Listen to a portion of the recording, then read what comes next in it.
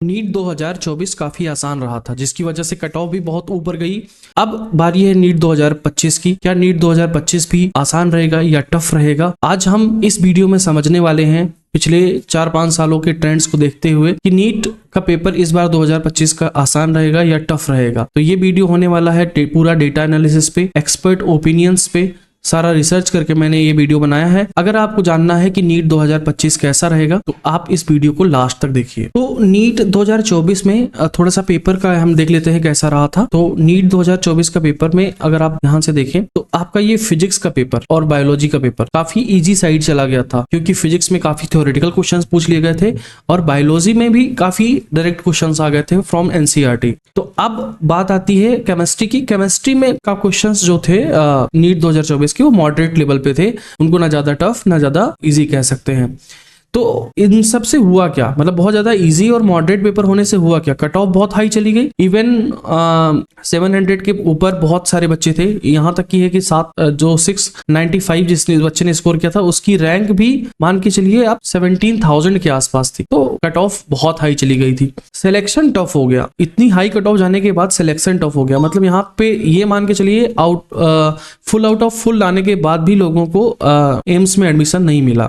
तो क्या इस बार भी कुछ ऐसा होगा? तो इसके बारे में हम बात करते हैं। तो नीट 2025 में होगा क्या कि हर 2-3 साल में होता क्या है कि पेपर को टफ बनाया जा सकता है। तो अब अगर हम देखें इधर ध्यान से, तो इधर हमारा जो नीट 2025 है, इसमें नीट 2023 में जो हमारा पेपर आया था क्या आया था? मॉडरेट आया था।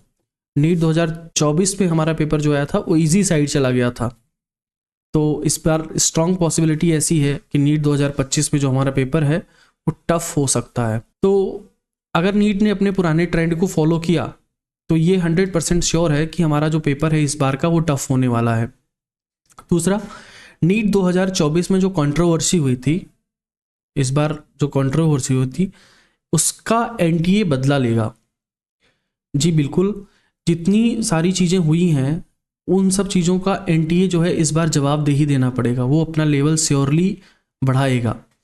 तो अगर इन सब चीज़ों को हम एनालाइज करते हैं तो ये बात श्योर है कि इस बार नीट जो है अपना लेवल कुछ ना कुछ ऊपर करने वाला है, क्योंकि जो नीट का ट्रेंड है वो भी बोल रहा है कि हाँ मैं इस बार लेवल बढ़ाऊंगा, और कंट्रोवर्सी के बाद नीट अपना लेवल मेंटेन रखेगा। नेक्स्ट, क्या बदलाव करेंगे? तो सबसे पहले देखो बदलाव क्या क्या चीज़ें हो सकती हैं। जैसे असर्शन रीजन क्वेश्चंस बढ़ सकते हैं, आपके एग्जाम में असर्शन रीजन क्वेश्चंस को थोड़ा सा बढ़ाया जा सकता है। फिजिक्स को कैलकुलेटिव बना सकते हैं। जो फिजिक्स है हर बार थोड़ा इजी साइड आ जाती थी, थ्योरेटिकल बेस्ड आ गई थी पिछली बार, लेकिन इस बार ये कैलकुलेशन बेस्ड बढ़ा देंगे। और एनसीईआरटी के ट्रिकी क्वेश्चंस भी आ सकते हैं, इस बार एनसीईआरटी के ट्रिकी क्वेश्चंस पूछा जा सकता है। तो जो फिजिक्स है वो कैलकुलेटिव हो सकती है, एनसीईआरटी के ट्रिकी क्वेश्चंस पूछे जा सकते हैं और सर्किट रीजन क्वेश्चंस पढ़ सकते हैं। तो अब हमें ये बात करनी है कि अगर चेंज हुआ तो उसके लिए हमें तैयारी करनी पड़ेगी। अच्छा, एक और चीज़ मैं बताना भूल गया आपको, पहले आते थे 200 क्वेश्चंस और इसमें से आपको करना रहता था सिर्फ 180। तो इस चीज़ का भी बहुत ज़्यादा इम्पैक्ट पड़ने वाला है। अब आपको 180 क्वेश्चंस मिलेंगे और 180 करने रहेंगे तो पक्की बात है कि कट ऑफ जो है लोट साइड में जाएगी, मतलब पेपर तो अपने आप पहले से ही टफ हो गया पहले की कंपैरिजन में। नेक्स्ट, अब हम ये बात कर लेते हैं कि हम इनसे निपटेंगे कैसे, क्या चीज़ें हमें करना पड़ेगा। तो हमें सारे ऑड्स के लिए प्रिपेयर रहना पड़ेगा, सारी प्रॉब्लम्स के लिए हमें प्रिपेयर रहना पड़ेगा। और वो प्रॉब्लम कैसे हम सॉल्व कर पाएंगे? मॉक टेस्ट से।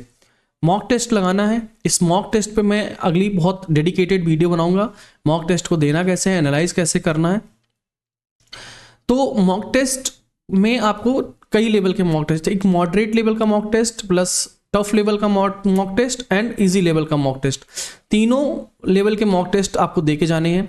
इसमें स्कोर क्या बन रहा है इस पर ज़्यादा फोकस ना करें, आपको प्रैक्टिस समझ के उस चीज़ को दें। दूसरी चीज़, अगर मान लेते हैं मॉक टेस्ट का एनालिसिस करने से पता चल जाएगा कि आपकी कंसेप्चुअल क्लियरिटी किस टॉपिक में लैग कर रही है, तो वहाँ से आपको कंसेप्चुअल क्लियरिटी अपनी ठीक करनी है और अपनी कैलकुलेशन पे काम करना है। सबसे इंपॉर्टेंट चीज़ होती है आपकी कैलकुलेशन। अगर आपकी कैलकुलेशन फास्ट है तो आपके एग्जाम में आपको एक्स्ट्रा एज अपने आप ही मिल जाता है। लास्ट में टफ क्वेश्चंस की प्रैक्टिस करके जानी है। हर एक चैप्टर में टफ क्वेश्चंस की प्रैक्टिस करके जानी है। और अगर टफ क्वेश्चन की प्रैक्टिस करना चाहते हो और अगर आप चाहते हो कि मैं इस पे डेडिकेटेड एक वीडियो बनाऊं या एक सीरीज चालू करूं, तो आप मुझे इस कमेंट बॉक्स में कमेंट कर सकते हैं ताकि मैं टफ क्वेश्चन की सीरीज आपको दे दूं हर चैप्टर की। तो दोस्तों आई होप आप लोगों की तैयारी सही चल रही है। अगर आपको तैयारी से रिलेटेड कोई डाउट होता है तो आप टेलीग्राम चैनल पे आप मैसेज कर सकते हैं, जुड़ सकते हैं। तब तक के लिए मिलते हैं आप लोग अगले वीडियो तक के लिए।